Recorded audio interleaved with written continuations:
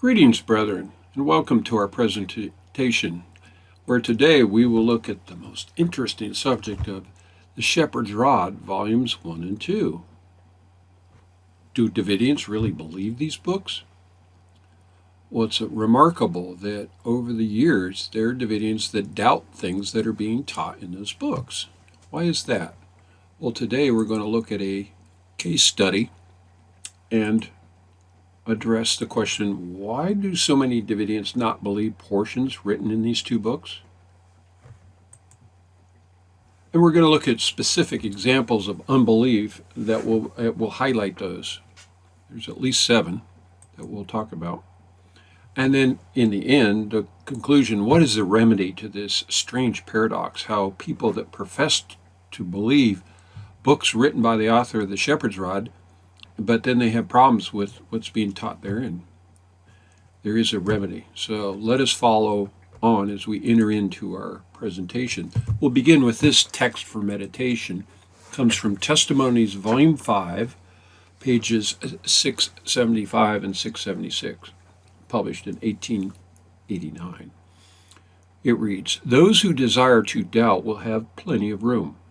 God does not propose to remove all occasion for unbelief.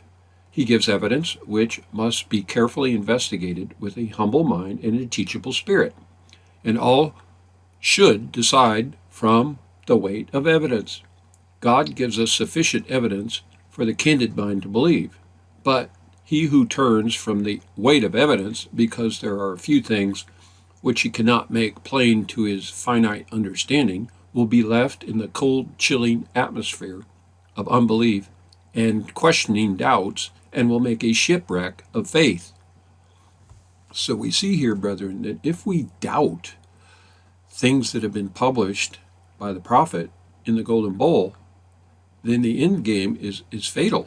It will make a shipwreck of faith. So the strategy to address this is to come with a humble mind and teachable spirit and decide from a weight of evidence, to give candid investigation to all the evidence that is provided and seek to harmonize that which is published. So let us, with that in mind, pray and invite the Holy Spirit to guide, lead, and direct us as you do your own investigation of these books. Why is it that the very foundation of the Shepherd's Rod, Volume 1 and Volume 2, that were published first in 1930 and then 1932, the bedrock of the message, that people doubt some things that are taught therein? It is a strange paradox indeed. So what are some of these specific examples of unbelief? There are Davidians that try to push that Jacob's time of trouble is before Ezekiel 9. However, in Shepherd's Rod, Volume 2, 163, paragraph 2, it says that Jacob's time of trouble is after Ezekiel 9. The sealing of the 144,000 takes place under the 6th trumpet. Volume 1, Shepherd's Rod, page 28. Why is it that some that think that the 6th trumpet hasn't sounded yet? That's weird. Jonah is a type of Christ. Shepherd's Rod, Volume 1, pages 16 and 17. Jonah is not a type of a message, but a type of Christ. So why the controversy? Or this one, the special resurrection of Daniel 12:2 has 2 applications. It's plainly shown in the artwork in Shepherd's Rod, Volume 1, page 133. How come Davidians don't believe that? Or perhaps they're not aware of it. Or maybe they're aware of it and they try to hide it and they bury it and they change the artwork. Well, we're going to look at those cases. Or the Golden Bowl, big topic of controversy. 2 Shepherd's Rod, page 270, shows the Golden Bowl with 6, not 7, tubes drawing oil out of the Golden Bowl. Why is that? Or the fountain in Ezekiel's river has been open as a teeny rivulet starting in 1844. Do you believe that? Or do you believe, like some, that the fountain isn't open yet? 2 Shepherd's Rod, the only place in the Shepherd's Rod where Ezekiel River is taught, in 2 Shepherd's Rod, pages 290 to 298. And finally, some don't believe that there will be saints laid in the grave during the loud cry. But if you read Two Shepherd's Rod, Volume 2, page 173, it plainly states so. So why do we have a problem? Well, if we study by weight of evidence, there is no problem. But let's look at these cases in a little more detail. Most of it comes from the unauthorized new codes published after Brother Houteff died by Florence Houteff. And this is a summary slide from a detailed video presentation where we broke down these 5 contradictions between what is taught in the Shepherd's Rod and what is taught in the Florence Code, because she's the one that published them, not Brother Houteff. And we'll highlight some of those. This is the origin of much of the confusion. For example, Jacob's time of trouble. The Shepherd's Rod teaches after Ezekiel 9. And the reference comes from one of them highlighted in yellow there, Shepherd's Rod, Volume 2, page 163. Paragraph 2. The Florence Code teaches before Ezekiel 9, and there's a reference over there. It's 11 symbolic codes. So whenever people hang on to those, they end up with contradictions. They end up with confusion. Here's another one, the Jonah typology. Shepherd's Rod says Jonah's a type of Christ. 1 SR, page 1617. The new codes say Jonah's a type of a message. Well, which one's right? Only one can be right. Or how about the trumpet? Which trumpet's sounding today? Shepherd's Rod teaches that the 6th trumpet began sounding sometime before 1844. And the Shepherd's Rod, Volume 1, page 28, clearly says so. However, the new codes say the 6th trumpet is yet to sound. Well, who's right and who's wrong? Or this example, where did Jesus spend 3 days and 3 nights? Shepherd's Rod says in the hands of sinners in the tomb, 2 SR, page 25. But the new codes say that Jesus was in the hands of the church, a good, safe place. Well, what's going on here? Well, let's follow the Shepherd's Rod and dispense with the unauthorized new codes, and then we won't have problems anymore. So let's look in a little more detail on some of these. Here's the reference that shows that Jacob's time of trouble is after the close of probation. This is from Shepherd's Rod, Volume 2, page 163. That's paragraph 2. Let's read it. Note that the 144,000 in number were present in the time of Jacob's time of trouble. According to the following quotation, that time of trouble commences immediately after the close of probation. When Christ shall cease his work as mediator in man's behalf, then this time of trouble will begin. Patriarchs and Prophets, page 201. That time of trouble is before any of the sleeping saints are resurrected. Therefore, the 144,000 are not resurrected, but are living saints who have never tasted death and are to be translated at the second coming of Christ. I think this is fairly plain. Why doubt it? After the close of probation for the Seventh-day Adventist Church, after Ezekiel 9. It's plain as day. Let's look at the 144,000. This reference, Shepherd's Rod, Volume 2, it reads, we read in Revelation chapter 8 and 9 of the 7 angels with the 7 trumpets.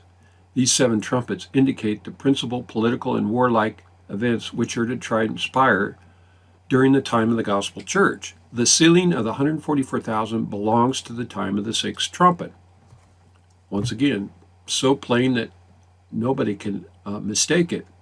So why do we have problems? Well, because people are hanging on to unauthorized publications rather than following what the Shepherd's Rod teaches. And let's go to the artwork. I mean, beautiful illustrations of truth. And the question is, what trumpet are we living in? Well, if you look at the details in the artwork, it also communicates clearly down here at the bottom the time of the 6th trumpet there circled in red. And we're going to just magnify that on the next slide to clearly show that that trumpet has sounded even before the 1260-year period. Notice the 4 angels bound within the 1260-year period. We all know that began in 538 AD and ended in 1798. So it's clear that the 6th trumpet was started sounding before the 1260-year period. The artwork shows it to us. Why not believe it?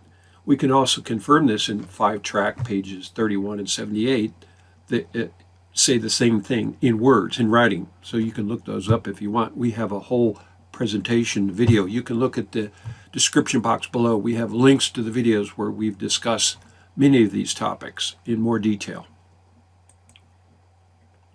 Or how about this? Daniel 12:2, the special resurrection. Once again, we have a whole video.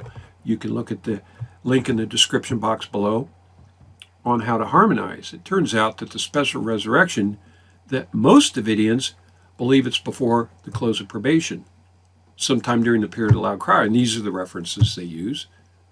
2TG 711, 2TG 42, page 29, and 7T 17. That's all true.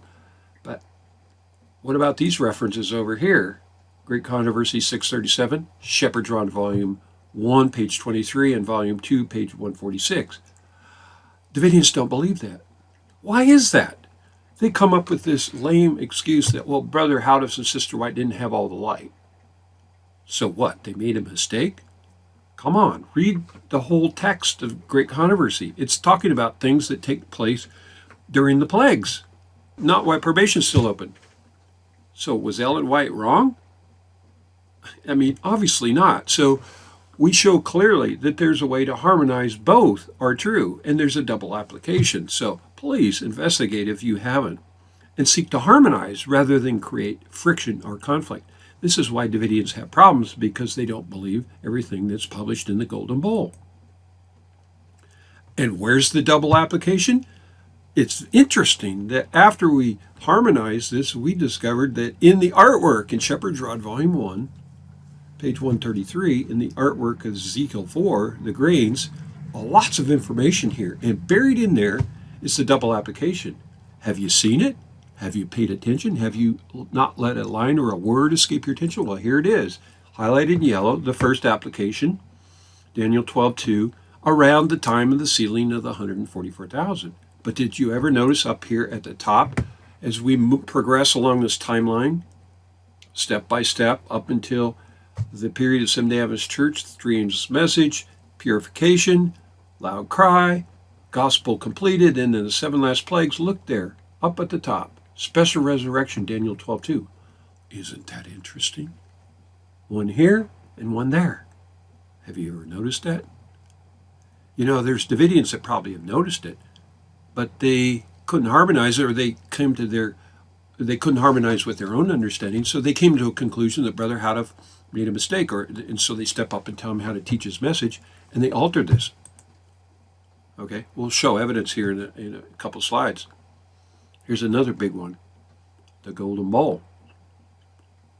The question is, how many tubes are going in and taking oil out of the bowl? Well, if you look at this, which came out of Shepherd's Rod, volume 2, page 270, this is just an extraction of the temple chart, explaining the scripture in Zechariah 4:2. We count that there's a candlestick of all gold, and there's 7 candlesticks. That's true. And on top of each one of those are 7 tubes, just like the scripture says. Upon the top of what? The 7 candlesticks are 7 tubes, but only 6 of the 7 go up and take oil out of the bowl. And we count that along the top. You can count them plainly, 1, 2, 3, 4, 5, 6, but one of them's missing. And if you look at the candlestick, if we number left to right, number 5 there, circled in red, goes up behind the bowl, but it doesn't come and draw oil out. Why is that? Have you ever thought about it? Well, we have a video presentation in 4 parts that clearly distinguishes, shows the evidence of the original Golden Bowl throughout the Shepherd's Rod message, including this one in volume 2. This is where it first appeared, and elsewhere throughout the rod, and then harmonize with everything we have in the Golden Bowl. But why is it that Davidians don't believe this? Strange thing. They come up with all kinds of crazy, uninspired ideas. And we have videos, part 4, to expose some of the more egregious ones. So once again, they don't believe the written word, they don't believe the artwork. And clearly we have 6 tubes seen taking oil out of the bowl. So why don't you believe that? Why do you follow a counterfeit? Well, look at these 2 examples here. This chart, these 2 charts, the one on the left, you see under the red arrow, the extra tube added. Okay, who did that? And when did they do it? Well, we've proven irrefutably in our video presentation, the link in the description box below, that tube was done by Don Adair. Salem Association, way after Brother Houteff died. He admits it with his own mouth. Call him up and ask him. So that's a chart over there on the left that Salem uses, and Mountaindale uses a version of it in Waco. So they all follow this counterfeit chart. And the chart over on the right is the one used by Bashan. Okay, this comes off of their Facebook page.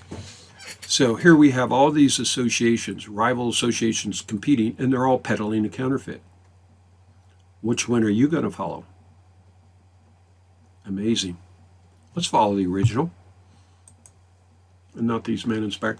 Getting back to the Ezekiel 4 chart, Shepherd's Rod Volume 1, page 133. There's a lot of stuff in here that Davidians couldn't figure out or couldn't harmonize. So rather than, digging deep with an open, candid mind seeking to harmonize the truth, they decide to take it upon themselves to tell Brother Houteff how to teach his message. So I'm going to highlight here things that have been removed from this chart in yellow. That section of all that information scrubbed out. That information taken away. That information taken away. Look at all of this information, dates, times, references, all removed. And what did they offer in its place? Next slide will show you. This God-forsaken abomination, this counterfeit that was a composite chart. Well, who composed this? Turns out it was Wanda Bloom. And this is what Mountaindale and Salem use. And if we look in gray, all of these symbols were added by whose authority? Not Brother Houteff, but by them cooked out of the mind of Wanda Bloom. And there's things that no authority to do this, all right? And look, scrubbed all that information. It's stripped away. So you're adding and subtracting to an inspired chart, artwork. Serious, grievous sin. And look at in the red highlighted box there, that information on the 430 years broken into 390 and 40 years. They've condensed that into this simplified line and ignored this, which is showing that in the Shepherd's Rod Volume 2, page 229. Why don't we publish that? Now look there in yellow. There's the same two sections of time. Brother Houteff did not show it all in one chart. He took that 490 raising up the steps of the Reformation, 1, 2, 3, 4, all the way up to Laodicea, and then the 40 years of wilderness wandering, the following away, coming down to 1929. And look at all this other information. A beautiful illustration, names and dates and correlations with prophecy in Revelation 13, the beast with the 7 heads under the banner of blasphemy. Why would we throw this out and accept that God-forsaken counterfeit by the hands of an uninspired woman? I mean, it is a mystery. They call it a mystery of iniquity for a reason. So, brethren, let us follow what's published in Shepherd's Rod Volume 1. And then we get to Ezekiel 4. This is the original illustration, Ezekiel 47, coming from Shepherd's Rod Volume 2.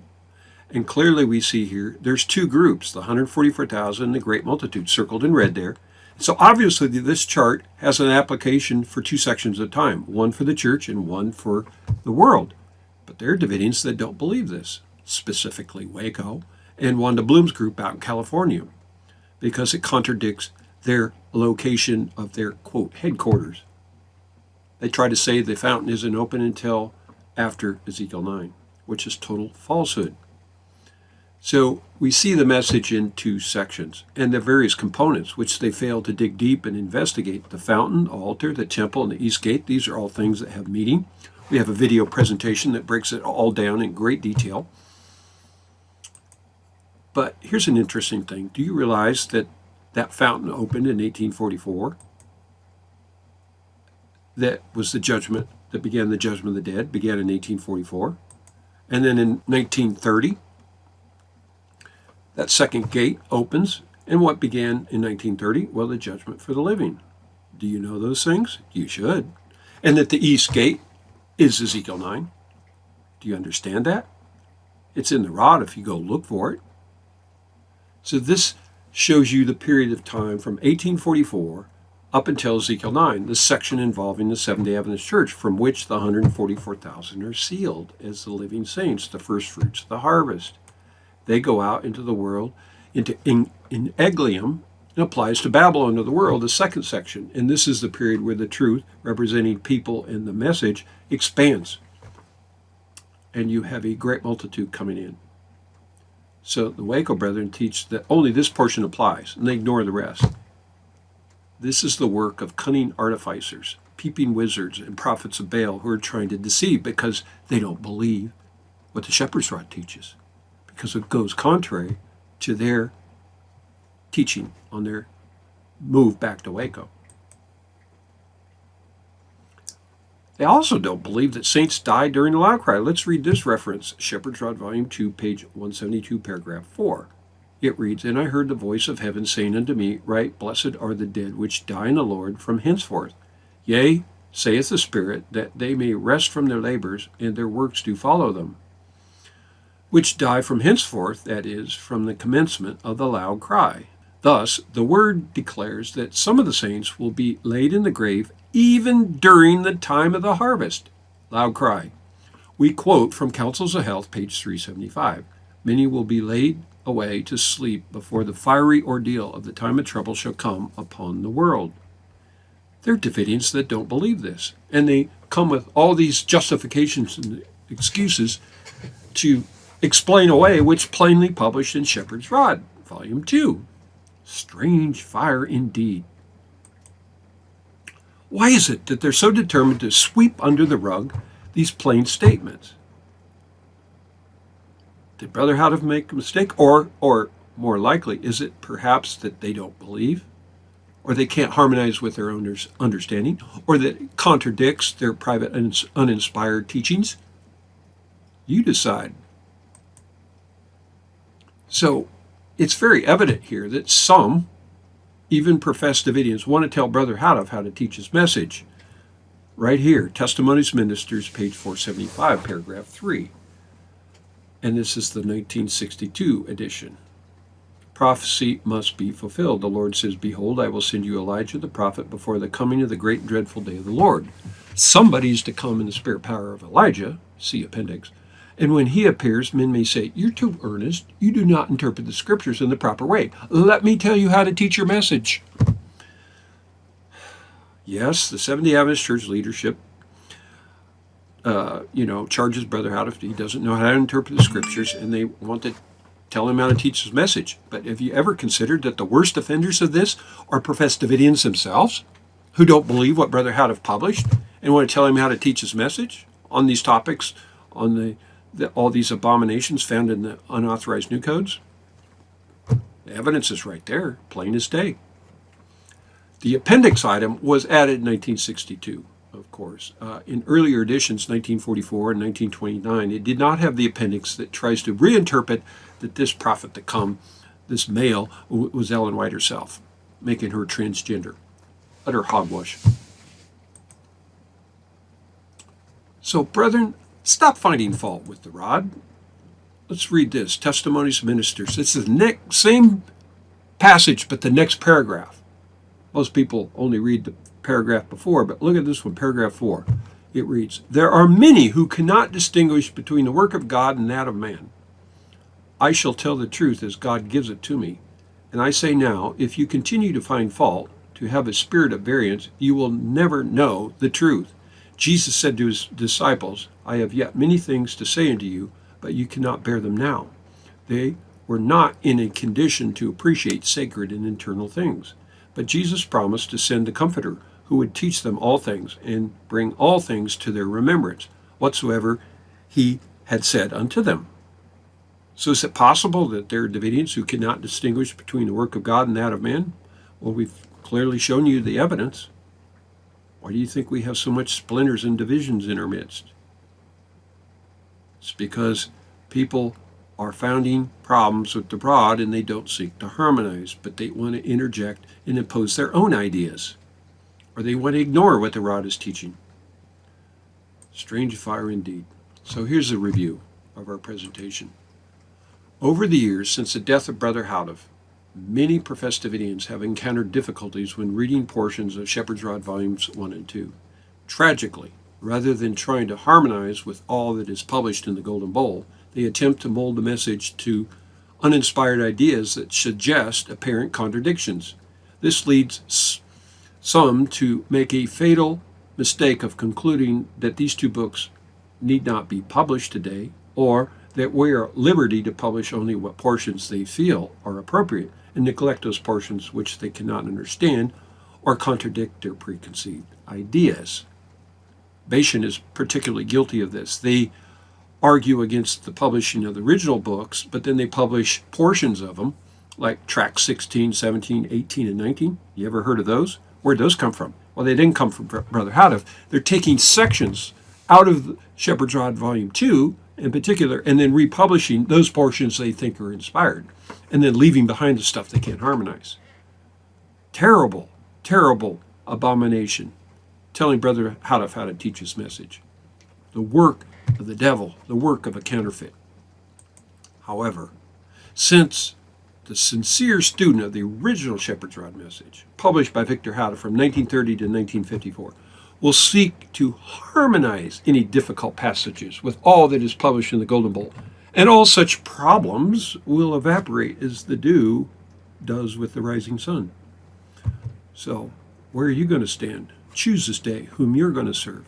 Let us follow the Shepherd's Rod and all that it teaches, and teach only that which is published, and cease ye from man, whose breath is in his nostrils. So this concludes our presentation. If you have any further questions, comments on this subject, then please subscribe to this YouTube channel for future updates. Hit the subscribe button and the bell icon. We're publishing lots of videos on all kinds of interesting subjects. So you want to be on the top, the cutting edge, the tip of the spear in the advance of the original Shepherd's Rod message in Carmel Pasture, then let's go forward, brethren, towards the gospel kingdom in Palestine. If you'd like to request copies of the original Shepherd's Rod tract literature for your assistance to establish a Shepherd's Rod publishing house in your part of the vineyard, then please contact us. Feel free to contact us anytime. Email upa5453@gmail.com. Our telephone 860-798-3672, or visit one of our 3 websites, yparish.org, where we address these and many other related controversies. So, brethren, let us teach only the truth and advance to becoming candidates of the 144,000 and dispense with all these confusion and uninspired ideas that come from fallible man. May God richly bless your search for truth as for hidden treasure. Godspeed.